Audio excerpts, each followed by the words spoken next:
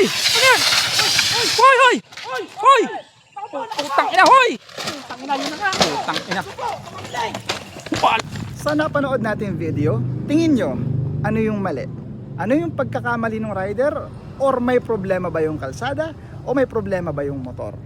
Okay, I'm gonna give you 5 seconds para mag-comment dyan sa baba kung ano nangyari. 5, 4, 3, 2, 1. Kung ang sagot mo ay tinatawag natin na brake fade, tama ka. Ang mga motor kasi natin, kapag namembreno tayo ng babad sa preno na tinatawag natin, katulad ng lugar na yan, pababayang subdivision namin yan, i-demonstrate ko sa inyo, mag-o-overheat yung brakes nyo, yung brake fluid nyo, mag-o-overheat yung brake pads nyo, mag-o-overheat yung brake disc nyo, mag-o-overheat, at it will result to tinatawag natin na brake fade.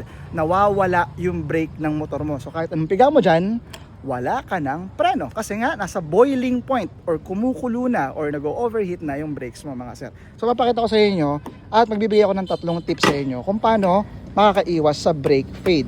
May pababa tayong kalsada. Demonstrate muna natin. Pag sa scooter kasi, yan. Tapos, hinayaan mo lang na dumausdos. Makikita nyo mga sir, dire-diretso yung angat ng speedometer. 30. Ayan, dire-diretso. Tapos ang gagamitin mo, puro preno lang. Puro preno ka lang ng puro preno. So ano mangyayari? Mag-o-overheat yung preno mo. Eh paano pag ano yan? Pababa ka ng Baguio, pababa ka ng Tagaytay. Katulad ng pinuntahan na lugar ni Kuya, hindi ko alam kung saan lugar yun. Pero sigurado ako, mataas yung lugar na yun at dire-diretso siyang pababa.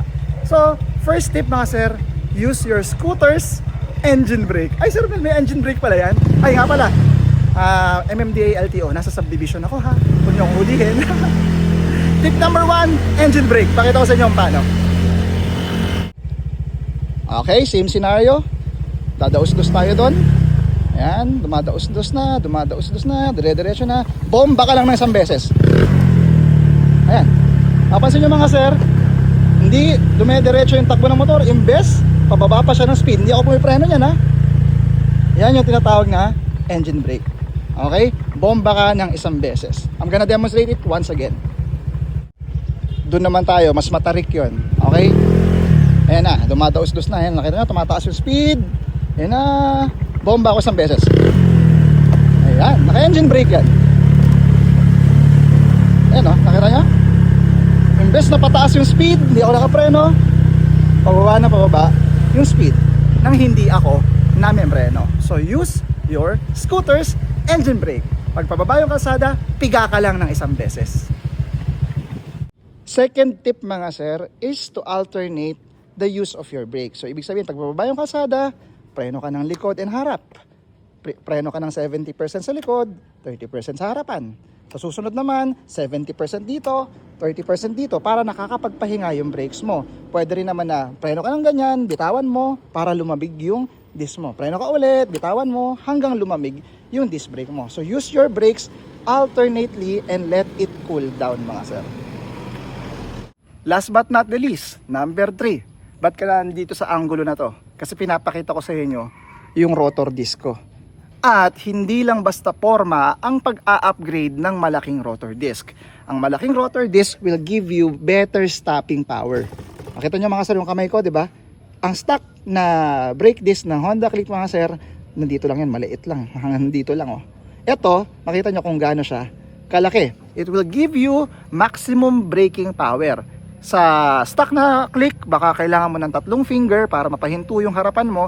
Ito kahit isang finger lang, 2 finger lang, mapapahinto mo to. Second advantage ng bigger rotors or bigger brake disc is it has more surface area to dissipate heat. Since malaki yung bakal niya, mas marami yung area para mapalamig yung iyong braking system. Kasi mas malaki siya, yung init hindi nagsistay kapag kakarampot lang siya. Gets nyo? Malaki, mas maraming puwersa, mas maraming space para maikalat yung heat at mas mabilis lumamig kapag mas malaki ang surface area. Yung stock mo, 'di ba? Kaya nangyari 'yun sa Honda Click. Brake fade. B-R-A-K-E. Ang tamang spelling pala ng brake, B-R-A-K-E brake. Hindi parang nag-break up kayo ng jowa mo. Lagi kayo nagkakamali doon eh. Brake fade. F-A-D-E. Okay mga sir? So sana may natutunan today.